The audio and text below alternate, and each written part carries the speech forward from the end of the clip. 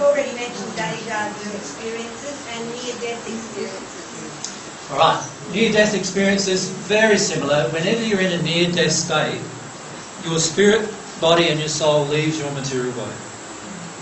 So now you're in the spirit world, able to do things. For example, look down on your own body easily, which is why most people have that experience. You can also connect with spirits in all sorts of different places, and often do. And because you're in a near-death state, you often have a memory of it when you return, because it's not a sleep state. Alright? So you don't have the same fears. Well, you have a different set of fears generally in the near-death state. But you don't have the same fears as you would in the sleep state remembering. So you often remember them, and that's why lots of people remember near-death experiences, which are all real spirit events, mixed with a little bit of lack of, oxygen in the brain and a few other things that occur in physiology, which may mix up the entire experience.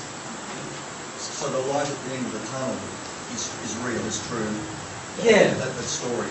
Yeah. The reason why it's a tunnel is there's what you would now, the term you use now is wormholes, right? From a scientific point of view. There's interstellar boundary between this dimension and the first sphere dimension. And as you're travelling through that dimension, it's like a tunnel with a light at the end of it. Does that make sense? And that's how you will experience in the future much of your travel in the spirit world. And people are waiting for you at the end of the tunnel. Yes. Yeah. Waiting for you to disconnect from your body and actually make that journey. But Frank Packer didn't see the tunnel. Sorry, not Frank, Kerry Packer. Yeah, a lot of people won't see a tunnel. Some actually have heard of Howard Storm. He actually went into a state where there were lots of evil spirits around him who tortured him, actually, due to his soul condition. It's worth reading that book too. But none of this is to frighten you. This is all just to tell you that these are just people, right? This is all not to frighten you. Right.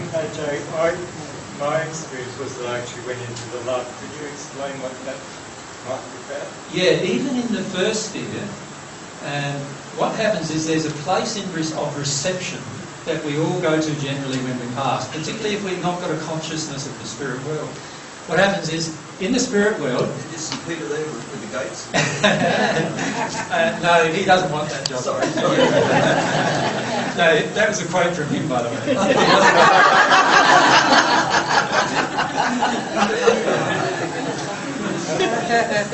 He doesn't like standing in one place very much. Never has, actually.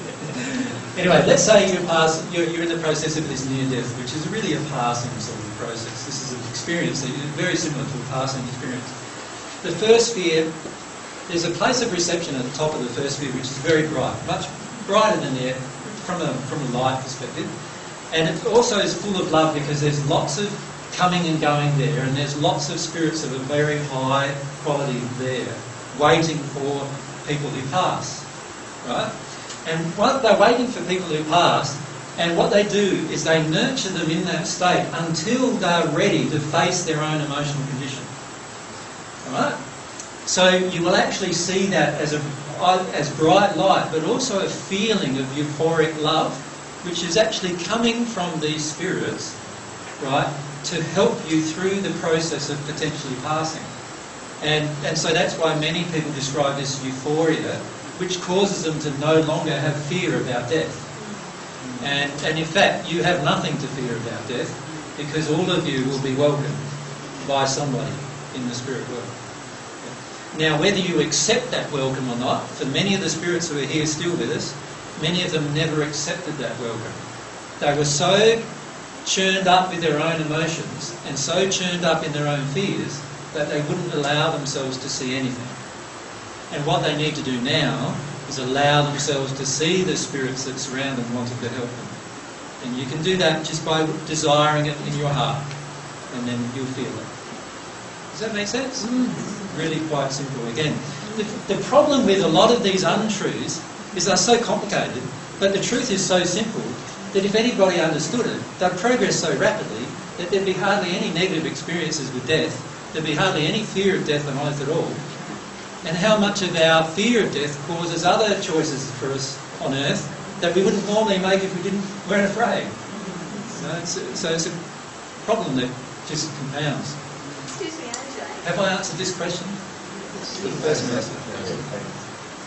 I was going to say, when people are in hospital and they're dying, Yep. they often sort of going in and out of consciousness. Yep. And they're likely to say to the relatives around them that relatives that have passed are waiting, they can see them in the room. Yeah. Can you elaborate on What that? happens is, when a person is passing or in a hospital, usually there are lots of spirits around them in the hospital room with them.